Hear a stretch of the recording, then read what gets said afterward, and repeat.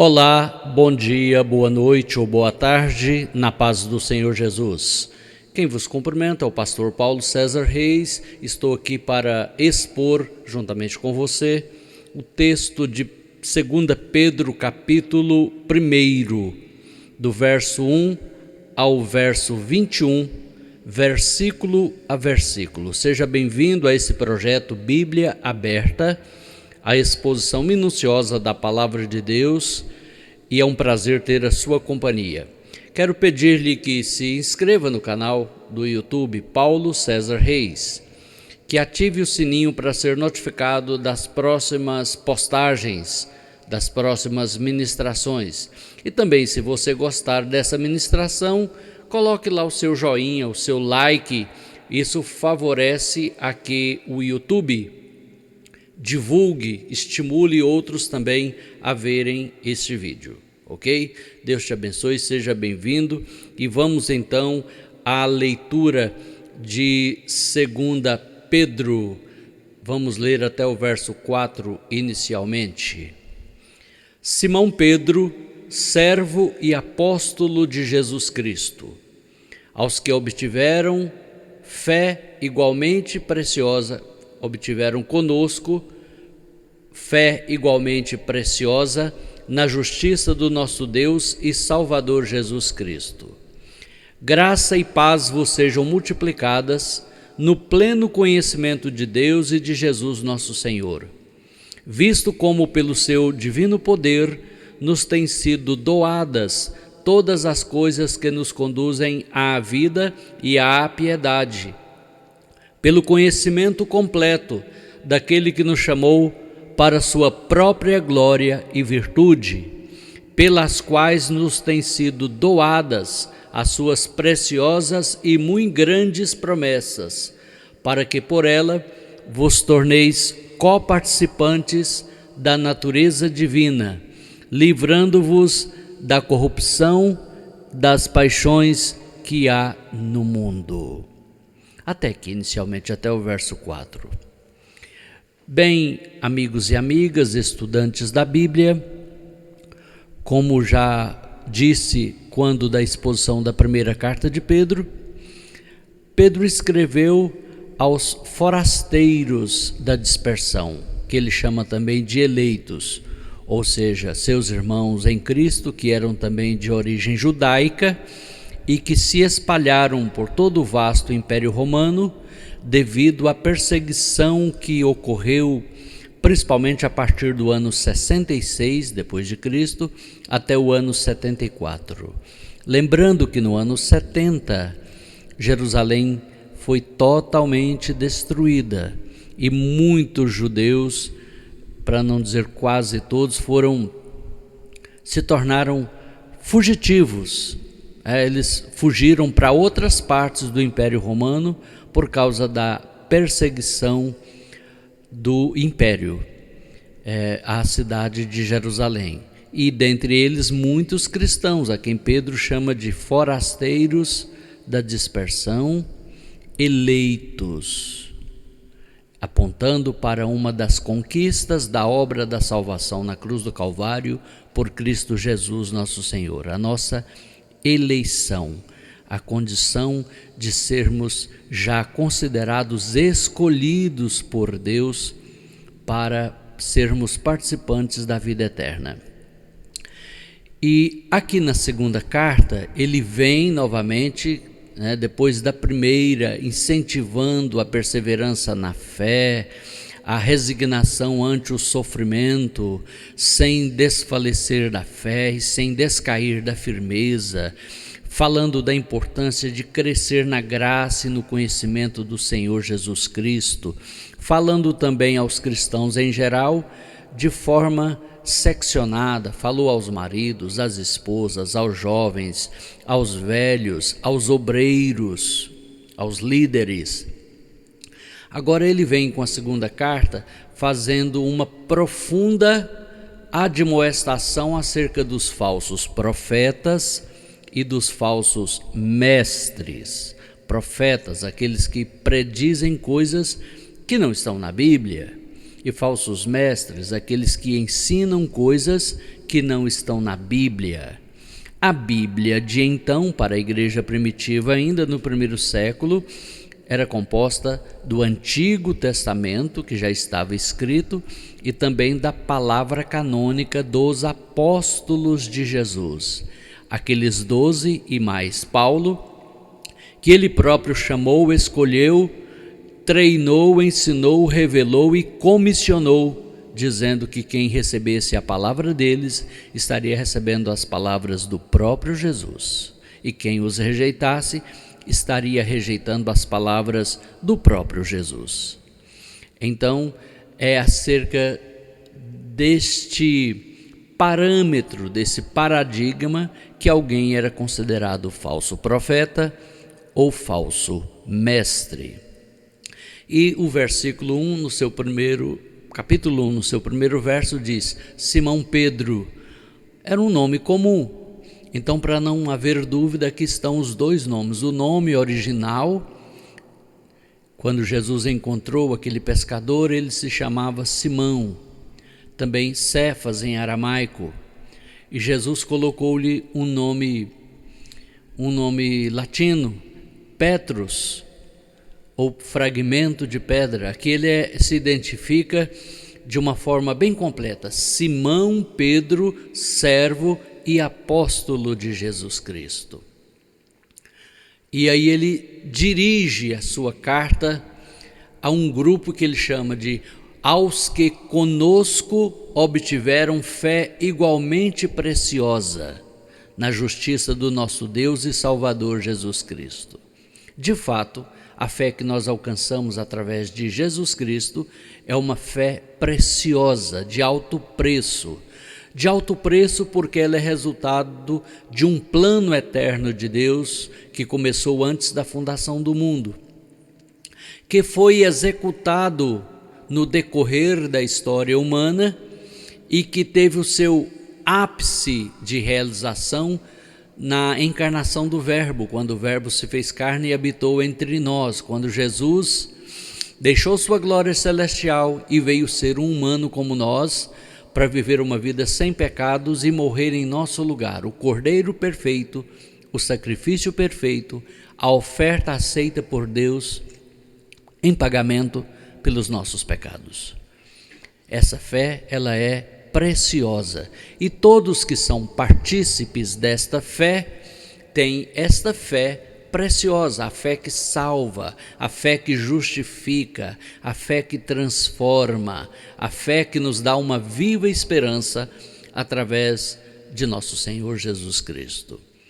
E como era de praxe na época, uma carta ou epístola, ela continha a identificação, está no verso 1, e tinha uma saudação que está no verso 2, quando ele diz: graça e paz vos sejam multiplicadas. É uma saudação cristã, diferenciada da saudação do mundo, como hoje também muitos grupos cristãos têm uma saudação, um cumprimento diferenciado entre si, por exemplo, graça e paz, paz em Cristo, a paz de Deus, a paz do Senhor e etc.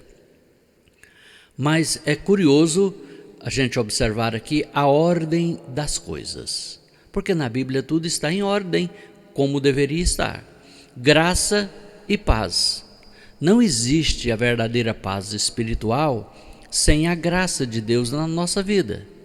A graça, o favor de Deus que nos resgata da prisão do pecado, da condenação eterna, do jugo de Satanás, é que pode nos proporcionar a verdadeira paz. E Jesus, aliás, Pedro diz aqui: graça e paz vos sejam multiplicadas. Eu posso ter hoje mais graça e mais paz do que tive ontem. Eu poderei ter amanhã ou no futuro mais graça e mais paz do que tenho hoje, porque ela pode ser multiplicadas, elas podem ser multiplicadas, diz aqui o apóstolo. E como é que isso ocorre? Ele vai dar a receita na sequência: no pleno conhecimento de Deus e de Jesus nosso Senhor. Quanto mais eu conheço de Deus, e do seu Filho Jesus, nosso Senhor, mais eu poderei ter multiplicado em minha vida, em minhas ações, na minha existência, a graça e a paz de Deus. Verso 3: visto como pelo seu divino poder nos têm sido doadas todas as coisas que conduzem à vida e à piedade, pelo conhecimento completo daquele que nos chamou para a sua própria glória e virtude. Então, pelo poder de Deus, através do seu Filho Jesus, nos têm sido doadas. Estas coisas foram compradas por um alto preço que nós não podemos pagar. E porque não podemos pagar, elas nos têm sido doadas em Cristo Jesus, pelo conhecimento completo daquele que nos chamou para a sua própria glória e virtude. Por isso ninguém pode vender a graça de Deus, o favor de Deus. As coisas que fazem parte do favor, da graça de Deus, nos têm sido doadas, e unicamente através de Jesus Cristo. Nós somos, quem prega o Evangelho, quem é um verdadeiro cristão, vai pregar o Evangelho, vai anunciá-lo pela vida e por palavras. Somos proclamadores dessa verdade divina, desta realidade espiritual, mas não podemos comerciá-la, não podemos interrompê-la. Ela foi doada. Doado é algo que vem gratuitamente, pelo que não se deve e não se pode pagar. E o verso 4 diz: pelas quais nos têm sido dadas as suas preciosas e muito grandes promessas, para que por elas vos torneis coparticipantes da natureza divina, livrando-vos da corrupção das paixões que há no mundo. Então, como que se processa essa graça, essa paz, esta vida eterna em nós? Através da nossa libertação. Nós recebemos uma nova natureza quando nascemos de novo. A natureza divina, a natureza de Cristo, uma natureza espiritual que vem para dominar, para suplantar a nossa natureza carnal. E esse processo vai durar a vida toda e vai acontecer a cada dia, a cada momento, quando nos defrontamos com a nossa natureza carnal, com as ofertas do pecado, com as propostas do diabo, e nós escolhemos, decidimos, porque santidade é escolha, é decisão. Não é algo genético, não é algo automático. E quando nós decidimos nos santificar, nos consagrar, obedecer a Deus e a sua palavra no nosso viver diário, nós estamos nos livrando das corrupções, das paixões que há no mundo. Paixão é coisa forte, né? Você sabe disso. E o diabo tenta nos dominar, provocando em nós paixões desenfreadas, por coisas que não agradam a Deus, por práticas que ofendem a santidade de Deus e nos tiram do propósito que Deus estabeleceu para nós, para a nossa vida.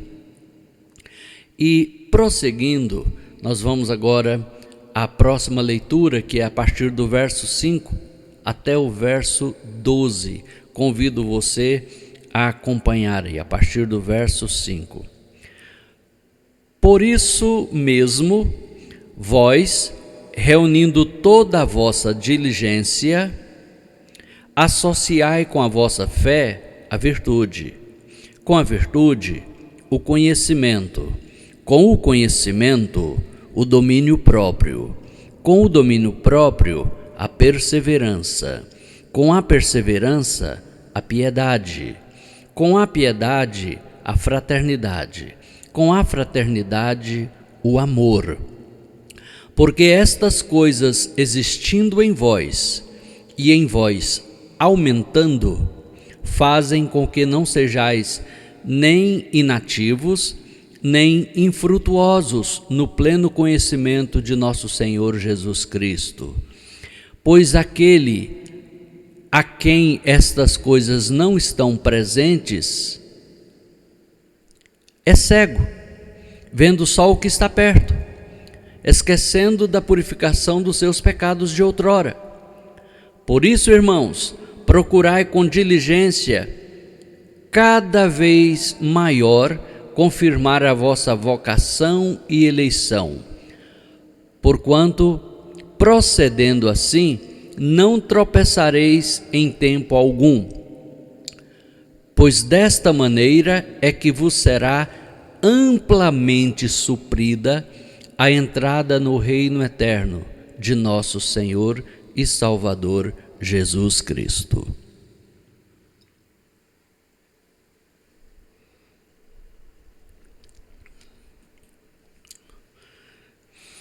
Analisando juntos essa porção que vai do verso 5 ao 12, o apóstolo Pedro, aqui na sua segunda carta, ele vai dizer: por isso mesmo o que? É o que está antes, no contexto imediatamente anterior. Porque essas coisas, as virtudes, as graças, as capacitações de Deus para a nossa vitória espiritual, nos foram dadas de graça em Cristo Jesus. Ninguém pode vender a unção da obediência, a unção do amor, a capacitação disso ou daquilo outro. Ninguém deve pagar por isso. É nos dado, é nos doado gratuitamente em Cristo. Ok? Entendido aí? Então, sabendo disso, por isso mesmo que nós já sabemos que temos acesso a esta graça, e esse acesso se dá através do pleno conhecimento. E observe que a palavra conhecimento aqui não é gnosis no grego, aquele conhecimento intelectual. É um conhecimento que vem de uma palavra do hebraico, um hebraísmo, que é aquela mesma palavra que diz: e conheceu Adão a Eva, sua mulher, e esta concebeu e deu-lhe um filho. Então o conhecimento de Adão e Eva foi um conhecimento íntimo, profundo, um conhecimento físico, sexual, que levou à geração de um filho. Trazido para o sentido espiritual do texto, o conhecimento pleno de nosso Senhor e Salvador Jesus Cristo, o conhecimento de Deus, é uma vida de experiência, de relacionamento íntimo, pessoal com Deus, através da sua palavra, do seu Espírito Santo, mediante Jesus Cristo. Então, esse pleno conhecimento de Deus e do Senhor Jesus Cristo, que não é apenas saber Bíblia, que não é apenas conhecer doutrinas, que não é apenas saber as coisas relacionadas à obra de Deus, os hinos, a história da denominação, ter um passado orgulhoso de história no Evangelho. Não, é relacional, é pessoal, é experimental com Deus através de Cristo Jesus, e somente através de Cristo Jesus e de nenhum outro, porque não é possível alcançar esta verdade bíblica por nenhum outro meio. Jesus disse: ninguém, isso inclui você, eu e todo mundo que você conhece e todo mundo que você não conhece, ninguém vem ao Pai senão por mim. Eu sou o caminho, eu sou a verdade, eu sou a vida. Vida aí no sentido de existência eterna com a qual Deus existe. Zoe, no grego. Jesus resumiu tudo em si mesmo. E eu estou frisando porque eu imagino que esse vídeo, esta ministração, pode chegar a mentes e corações que participam de uma outra convicção que é possível ir a Deus por outros meios, caminhos ou recursos, mas é só através de Jesus. E o pleno conhecimento de Deus e do Senhor Jesus Cristo é mediante a entrega, a rendição à sua vontade, a confissão da sua própria pecaminosidade. Eu sou um pecador, preciso de um Salvador, Jesus é este Salvador, e agora relacionando com Ele em obediência à sua palavra, eu tenho de graça acesso a estas coisas. Que coisas? Que vai falar a partir do verso 5. Por isso mesmo, vós reunindo toda a vossa diligência, não a metade da diligência, não 75% da diligência, mas toda ela. Mas primeiro, o que é diligência? Não é uma palavra muito usada. Diligência é esforço, empenho, pressa, dedicação a alguma coisa. E aqui o apóstolo diz: reúnam toda a vossa dedicação, todo o vosso esforço, toda a vossa pressa no sentido de empenho, toda a vossa diligência, associai com a vossa fé a virtude. Agora ele vai falar de uma progressão de crescimento, de conhecimento de Deus. Quando uma virtude cristã, e virtude é uma prática cristã, de vida cristã, louvável, aceita por Deus, recomendada por Deus. Quando uma qualidade, uma prática de vida cristã leva a outra, a outra, a outra. E ele vai citar algumas delas. Ele diz: associai, verso 5 ainda, associai com a vossa fé a virtude, ou o poder, a capacitação, para fazer o que a fé aprendeu, não é? Porque a fé sem obras é morta. Verso 5, com a vossa fé a virtude, com a virtude o conhecimento. Muita força, muito poder sem conhecimento pode redundar inútil. Você pode fazer força no ponto errado, na direção errada, da maneira errada. Por isso a importância do conhecimento. O conhecimento aqui está relacionado a saber a vontade de Deus, a discernir uma situação. E o verso 6 vai dizer: com o conhecimento associai o domínio próprio, virtude tão importante, tão necessária à vida cristã e à vida em geral. O domínio próprio, a capacidade de conter-se, de impor-se limites para a conduta ideal e para evitar a conduta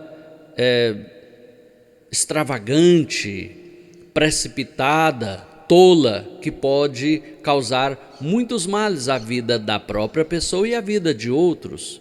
A Bíblia, falando disso lá em Eclesiastes, diz que uma mosca morta estraga todo o volume de material do perfumista.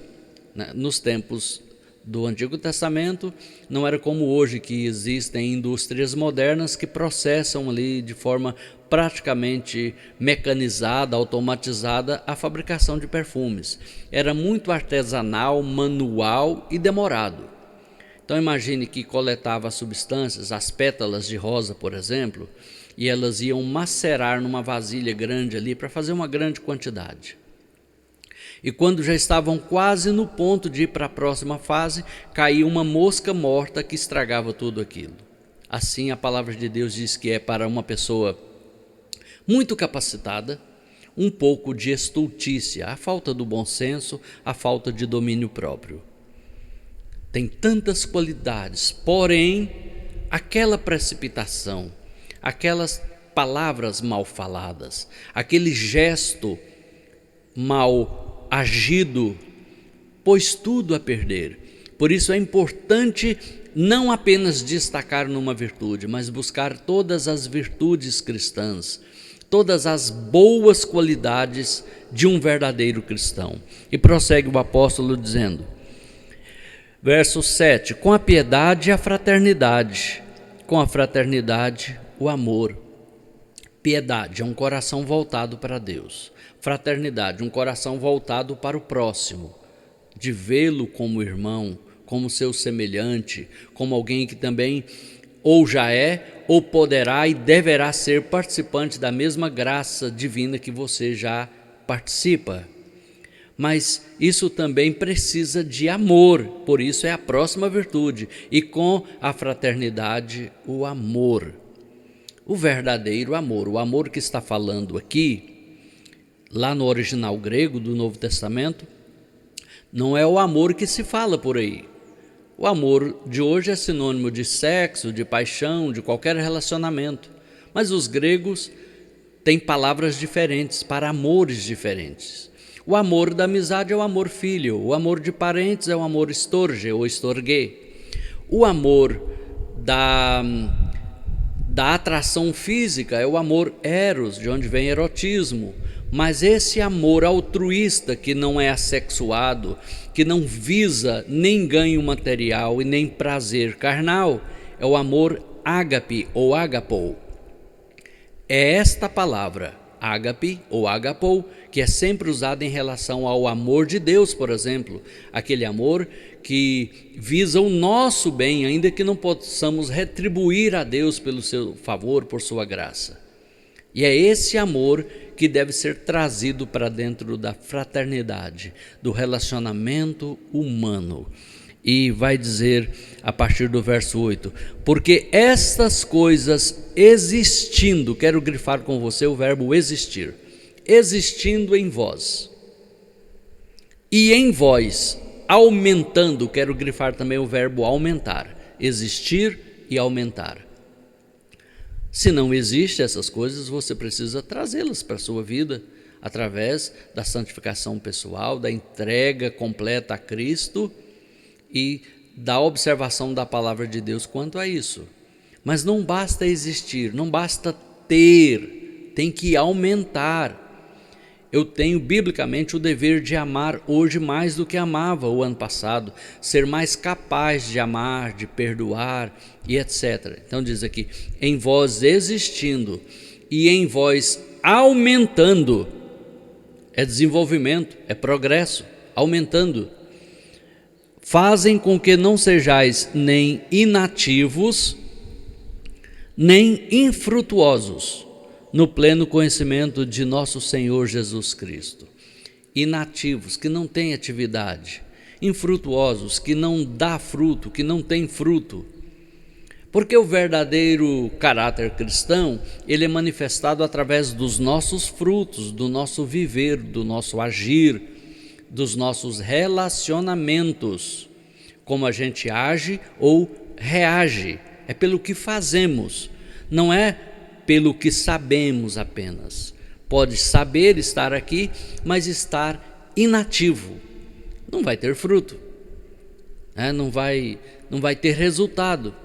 Tem que existir e aumentar. E para aumentar alguma coisa, tem que ter vida nela, ação nela, não é isso? Então, prosseguindo agora, a partir do verso, já chegamos ao verso 8, agora o verso 9. Pois aquele em quem estas coisas não estão presentes é cego. Quando alguém não tem fé, virtude, conhecimento, domínio próprio, perseverança, piedade, fraternidade, amor, se alguém diz ser cristão e não está exercitando, praticando, aumentando nestas coisas, é o texto bíblico, é a palavra apostólica que diz, é cego. Cegueira espiritual, no caso. E aqui, como consequência desta cegueira espiritual, Pedro vai dizer o seguinte, vendo só o que está perto. Quando vê, só vê o que está muito pertinho, só aquilo que está muito óbvio, porque não tem discernimento daquilo que pode estar escondido, estar ali disfarçado, não tem um bom discernimento espiritual, vendo só o que está perto, esquecendo da purificação dos seus pecados de outrora. É como alguém, vamos comparar aqui, com alguém que fala, graças a Deus, desde que eu rendi minha vida a Cristo, eu era um ladrão, eu era um idólatra, eu era um feiticeiro, eu era um adúltero, eu era um assassino, mas agora já fazem 30 anos que eu não faço mais nenhuma dessas coisas. Ou então, eu não faço, mas vamos lembrar, eu fazia, eu já fiz. Então isso só prova uma coisa, eu sou pecador. E como Paulo disse, na minha carne, na minha natureza carnal, não habita bem nenhum. Ninguém nasce com uma natureza pronta para obedecer e fazer a vontade de Deus. Tem que resolver obedecer e fazer a vontade de Deus e ainda lutar contra uma natureza carnal, uma natureza decaída, a vida inteira. E eu não posso me esquecer dos pecados de outrora. Quem eu fui? De onde eu saí? De onde o Senhor me tirou? Diz aqui, olha, esquecendo da purificação dos seus pecados de outrora. Por isso, irmãos, procurai com diligência, de novo a palavra, empenho, pressa, dedicação, diligência, cada vez maior, é progressivo, é aumento, é crescimento, cada vez maior, confirmar a vossa vocação ou chamada e eleição ou escolha, porquanto, procedendo assim, não tropeçareis em tempo algum. Tem uma ponte que cruza um terrível e profundo abismo. Abismo no qual alguém caindo, de forma alguma poderá sobreviver. Mas tem como eu atravessar porque tem uma ponte. Agora, eu vou escolher atravessar na faixa segura da ponte, ou eu vou atravessar de pendurando pelas mãos, segurando no guarda-rei da ponte, de onde eu posso cair. É disso que Pedro está falando.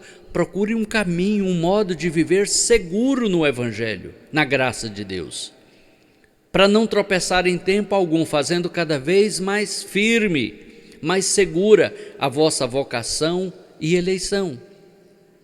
É claro que os meus amigos estudantes da Bíblia, que são participantes de um viés teológico quanto à predestinação, a maneira calvinista vai dizer, não, isso aqui é só para a segurança da vida cristã no tocante a agradar a Deus, ninguém perde a salvação.